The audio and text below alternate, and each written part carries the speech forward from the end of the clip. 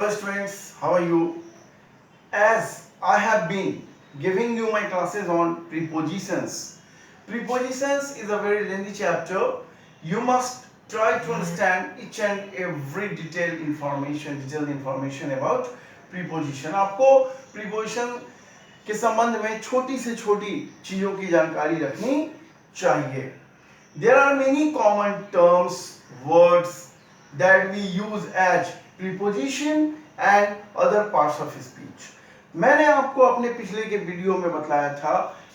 I had made you understand in my previous video about some common terms that we use as both prepositions and adverbs. मैंने आपको detail में समझाया था. Today I am going to make you understand about some common terms that we use as preposition, adjective and conjunctions etc. तो आइए देखते हैं.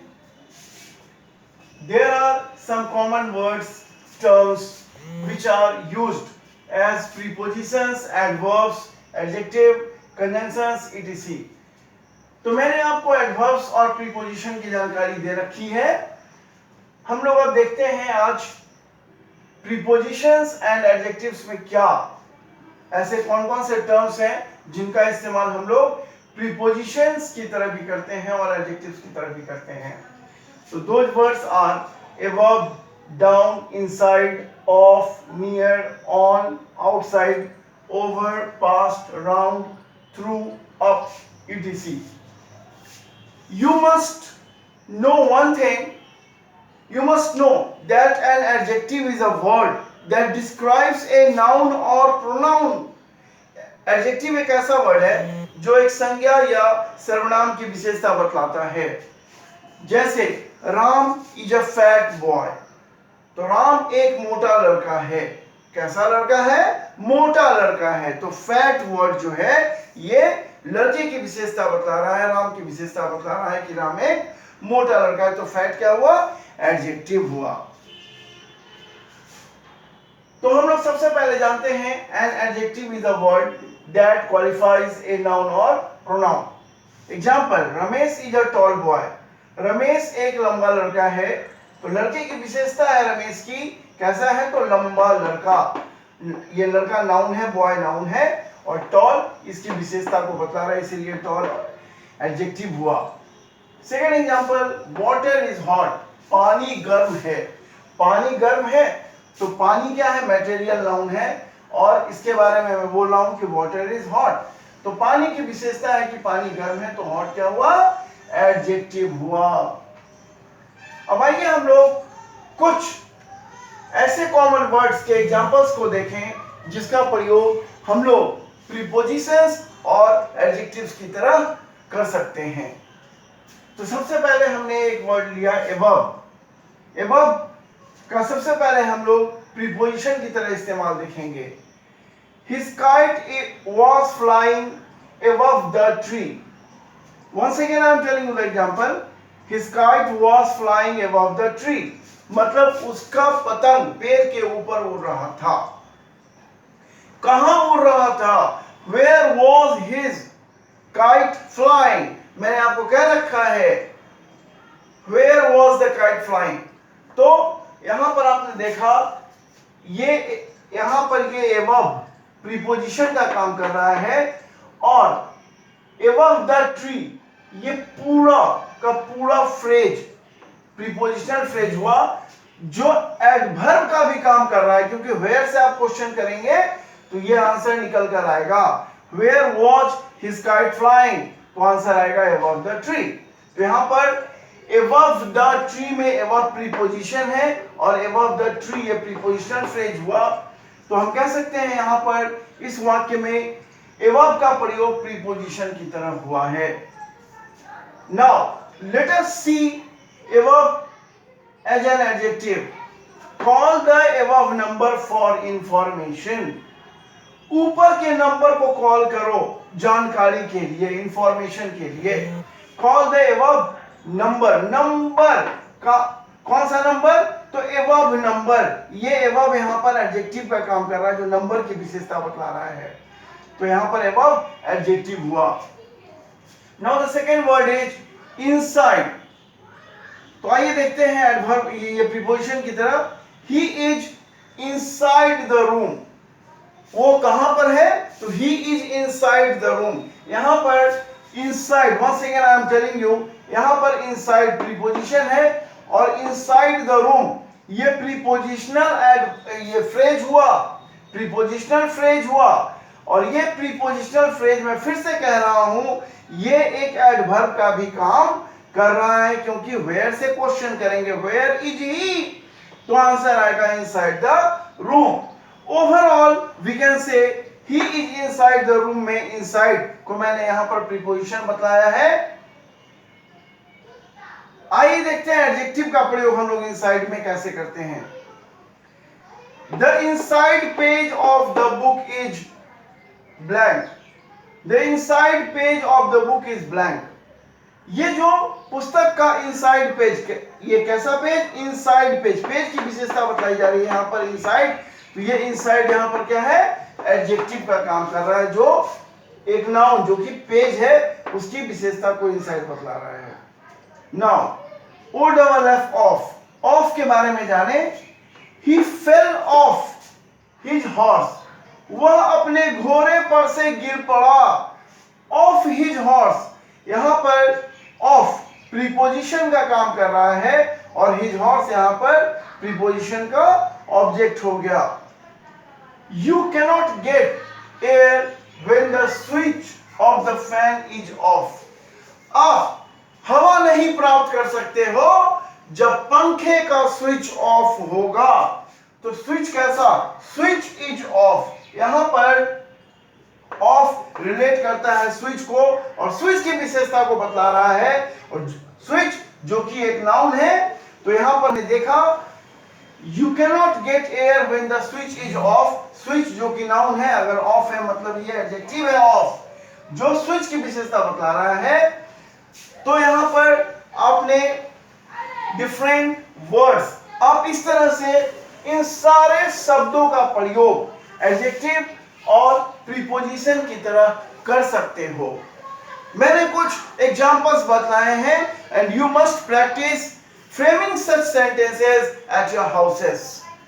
Now, let us consider some common terms that we use as prepositions and conjunctions.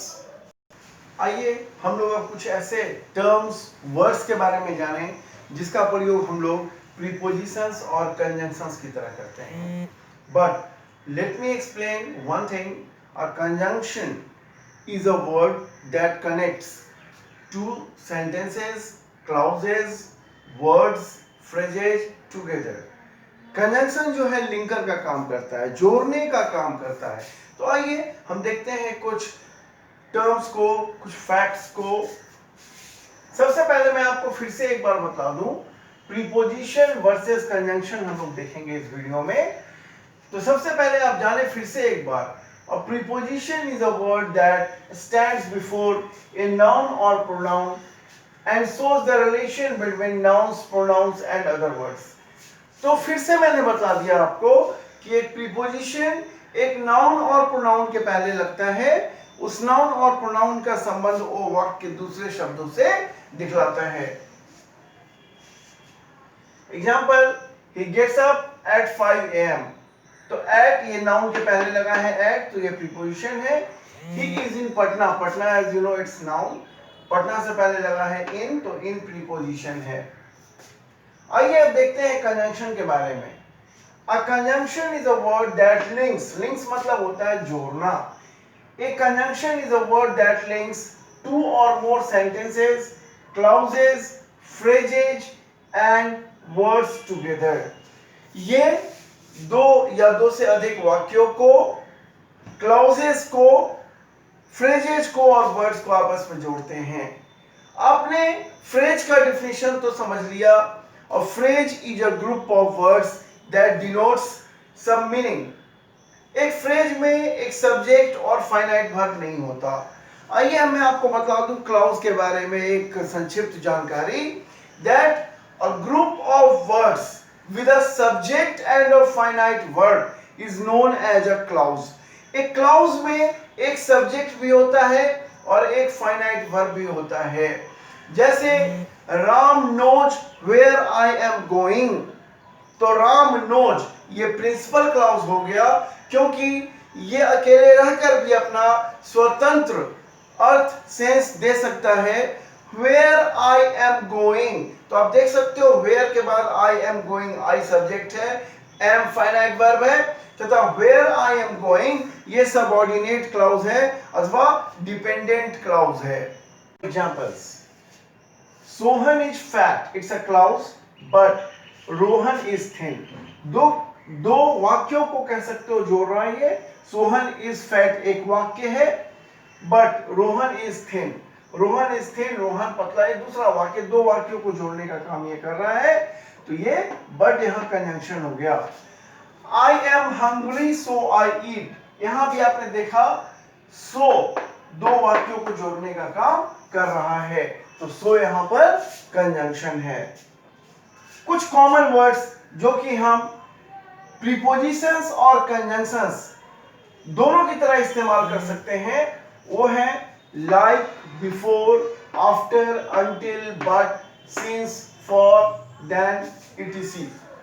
मैंने इनमें से कुछ words को example के जरिए समझाने की कोशिश करी है, and rest you should try to frame sentences as preposition and conjunctions.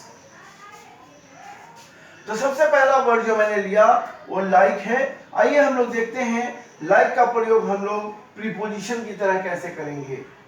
He is like his father, तो आप देख सकते हो वो अपने पिताजी की तरह है, तो लाइक के बाद हिज फादर जो कि एक नाउन है, इस लाइक का ये ऑब्जेक्ट है, प्रीपोजिशनल ऑब्जेक्ट है ये, तो he is like his father में लाइक क्या हुआ, प्रीपोजिशन हुआ. Raj talks like my brother does, Raj बात करता है मेरे भाई के जैसे, मेरे भाई के समान. तो यहां पर राज टॉक्स ये एक प्रिंसिपल क्लाउज है. लाइक माई ब्रदर डच, यहां पर भी लाइक से आपने देखा दो क्लाउज है, यहां पर ये प्रिंसिपल क्लाउज है और ये सबऑर्डिनेट क्लाउज है. अगर हम इसे हटा दें तो दो वाक्य आपस में लाइक के जरिए जुड़ गए. तो यहां पर लाइक जो है वो कंजंक्शन का काम कर रहा है. Like is acting as conjunction, it is doing the work of linking. Raj talks my brother डच को जोड़ दिया लाइक से, तो ये कंजंक्शन हो गया. नाउ सेकंड एग्जांपल बिफोर का देखते हैं हम लोग. I will finish my work before 5 p.m. 5 p.m. it's a noun, name, नाम है ये, नाउन है. तो I will finish my work before 5 p.m. ये यहां पर before preposition है. I will have slept before my father comes. यहां आप देख सकते हो, यहां पर फिर से ये प्रिंसिपल क्लाउज है, I will have slept, इसका स्वतंत्र अर्थ निकल सकता है. Before my father comes ये सबऑर्डिनेट क्लाउज हो गया, और जोड़ने का काम कौन कर रहा है, ये बिफोर. तो बिफोर क्या हुआ, कंजंक्शन हुआ. ये कंजंक्शन, तो आपने देखा कैसे हम लोग इन टर्म्स का इस्तेमाल प्रीपोजिशंस और कंजंक्शंस दोनों की तरह कर सकते हैं, but their way of use is different, वो डिफरेंट होता है. हमें सोच समझकर इस्तेमाल करना है. सो I suggest you one thing, practice framing such sentences at your houses. Wait for my next video now. मेरे अगले वीडियो की प्रतीक्षा करें. I will be giving you some exercises on preposition in my next video. Till then, have a nice time. Good day.